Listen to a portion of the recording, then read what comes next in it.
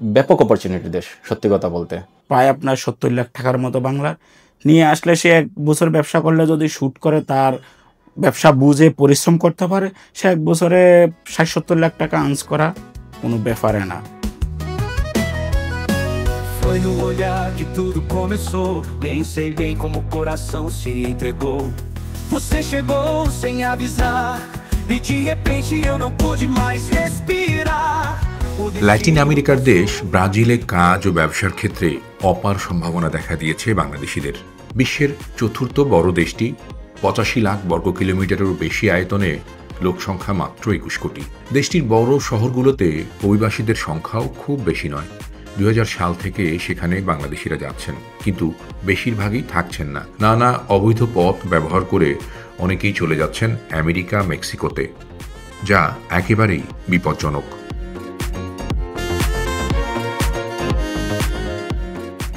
Sao Paulo ব্রাজিলের অর্থনৈতিক রাজধানী। দেশটিতে যাওয়া বেশিরভাগ বাংলাদেশি থাকেন এই শহরেই। শহরটির একাংশ, যার নাম ব্রাস, সেখানেই প্রায় থাকেন সবাই। অনেকেই ছোটখাটো দোকান শুরু করে এখন বড় ব্যবসায়ী। ব্রাজিলের বিভিন্ন রাজ্য শহরে তাদের আউটলেট আছে। তারা ব্রাজিলিয়ানদের কর্মী হিসেবে খাটাচ্ছেন, আবার অনেকে বাংলাদেশ থেকেও কর্মী নিয়েছেন। আপনারা হয়তো ইউরোপ আমেরিকাতে আমি জানি বাংলাদেশিরা ব্যবসা নিয়ে আগ্রহ। ব্রাজিলে হয়তো সীমিত লোক ব্যবসা করে, ব্রাজিলে হয়তো জানা নাই, এই কারণে কেউ যাচ্ছে না, অনেক কিছু জানে না। কেউ যদি এগ্রি থাকে ব্রাজিলে ব্যবসা করার জন্য, তাহলে ওয়েলকাম, আসেন। আমরা সিনিয়র যারা আছি, আমরা আমাদের তরফ থেকে সর্বোচ্চ চেষ্টা করবো তাদেরকে এবং দিক নির্দেশনা দেওয়ার জন্য। ব্রাজিলে যেমন আমার জানা মতো আমার এক সিনিয়র বড় ভাই এবং ক্লোজ ফ্রেন্ড জয় ভাই, ইকবাল ভাই, হারুম ভাই, ওনারাও খুব ভালো একটা অবস্থানে আছে। আমার জানার মধ্যে ইকবাল ভাইয়ের 40-45টা দোকান আছে এবং আপনার জয় ভাই 30-32টা, হারুম ভাইয়েরও 27-28টা দোকান আছে। ওনাদের এক একজনের, এরপরে ঢাকার আবার আমাদের পরিচিত একজন ভাই আছে লিটন ভাই, ওনারও 40-45টা দোকান আছে, প্রায় 100 লোকের উপরে ওনার দোকানেও কাজ করে। ব্যবসার জন্য ব্রাজিল পারফেক্ট। প্রায় আপনার 70 লাখ টাকার মতো বাংলা নিয়ে আসলে সে 1 বছর ব্যবসা করলে যদি শুট করে তার ব্যবসা বুঝে পরিশ্রম করতে পারে, সে 1 বছরে 60-70 লাখ টাকা আর্নস করা কোনো ব্যাপারে না। এবং যে আসবেন বৈধভাবে আসেন, ব্যবসা করার থিওরি নিয়ে আসেন, সে ভালো কিছু করতে পারবে ইনশাল্লাহ।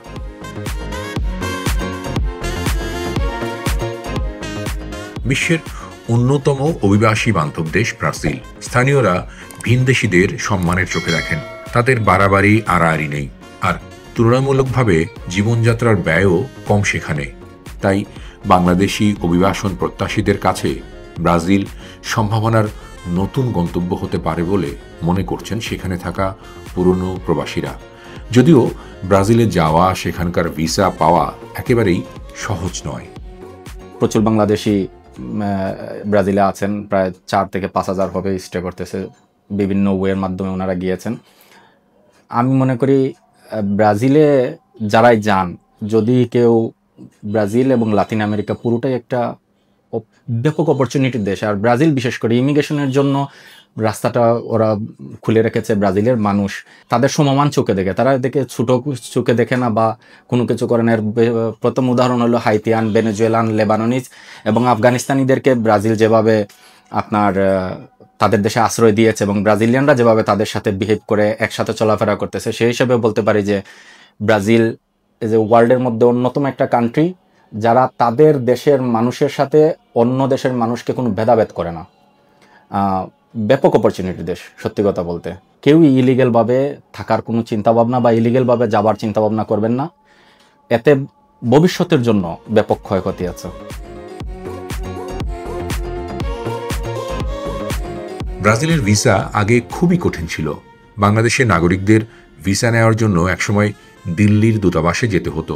ঢাকায় ব্রাজিলের দূতাবাস খোলা হয় 2010 সালে। এরপর 2012 সাল থেকে ঢাকায় ব্রাজিলের দূতাবাস বাংলাদেশিদের ভিসা দেয়া শুরু করে। 2024 সাল থেকে ভিসা সহজ করা হয়েছে। প্রতি মাসে ঢাকার দূতাবাসে 250 থেকে 300 ভিসার আবেদন জমা পড়ে, দেয়া হয় 100-র বেশি। তবে আগামী নভেম্বরে বিশ্ব জলবায়ু সম্মেলন COP30 উপলক্ষে কয়েকশো বাংলাদেশি ব্রাজিলের ভিসা পেয়েছেন।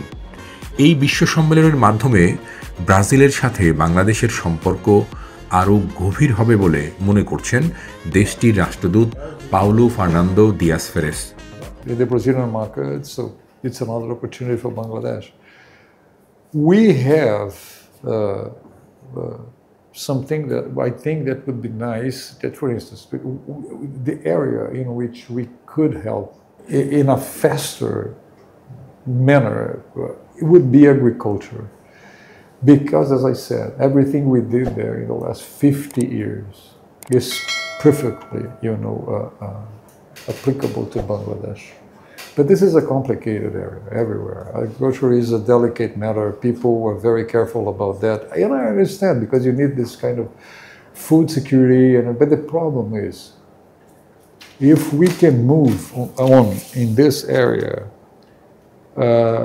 we could help Bangladesh a lot. We requested you present there as a chief guest. দূতাবাসে সম্প্রতি তার সাথে দীর্ঘ আলোচনা হলো। সেখানেই নতুন নানা সম্ভাবনার কথা তুলে ধরলেন ফেরেস।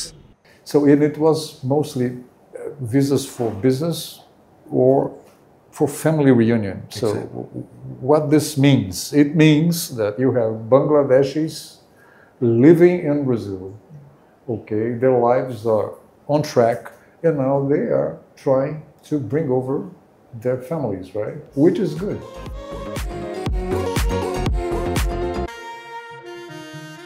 ব্রাজিল বাংলাদেশের বড় ব্যবসায়িক গন্তব্য। সেখান থেকে লাখ লাখ টন চিনি, গমসহ নানা দরকারি পণ্য আমদানি হয়ে আসে। নতুন আরও কিছু পণ্য আনার চেষ্টা করছেন ব্যবসায়ীরা, বিশেষ করে গরুর মাংস, যা বিশ্বব্যাপী প্রসিদ্ধ। তবে এক্ষেত্রে নানা ধরনের পরীক্ষা, সম্ভাব্যতা যাচাই এবং সরকারি সিদ্ধান্তের প্রয়োজন রয়েছে।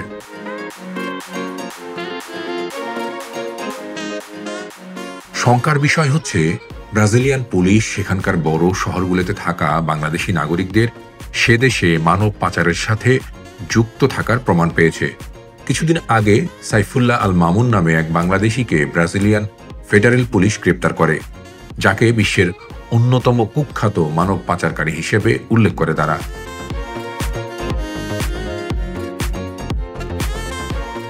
বলা হয় সাইফুল্লাহ আল মামুন বাংলাদেশ ছাড়াও আফগানিস্তান, ভারত, নেপাল ও পাকিস্তানের লোকজন পাচার করে প্রথমে ব্রাজিল, তারপরে আমেরিকায় পাঠায়। এটা বিশাল এক অপরাধ। ওই চক্রে বাংলাদেশি আরও কয়েকজনের জড়িত থাকার রিপোর্টও ব্রাজিলিয়ান ফেডারেল পুলিশ প্রকাশ করেছিল তখন।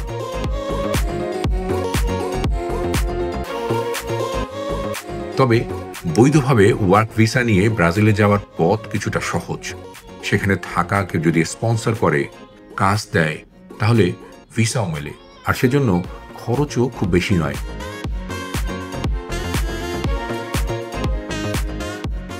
ইউরোপের দেশগুলোর মতোই পরিবেশ, আয় এবং জীবনযাপন সেখানে। সর্বোপরি আবহাওয়া খুব ঠান্ডাও নয়, আবার বেশি গরমও নয়।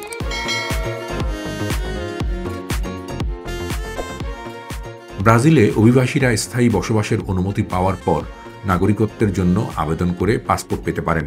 এজন্য সাধারণত 4 বছর বৈধভাবে সেখানে বসবাস করতে হয়। পর্তুগিজ ভাষায় দেখাতে হয় দক্ষতা এবং ক্রিমিনাল কোনো রিপোর্ট রাখা যাবে না।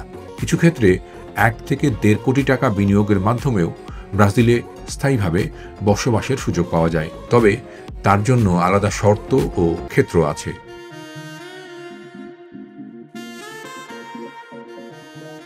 আর ব্রাজিলের পাসপোর্ট বা পার্মানেন্ট রেসিডেন্সি থাকলে 150-এরও বেশি দেশে ভিসা ছাড়া যাওয়া যায়।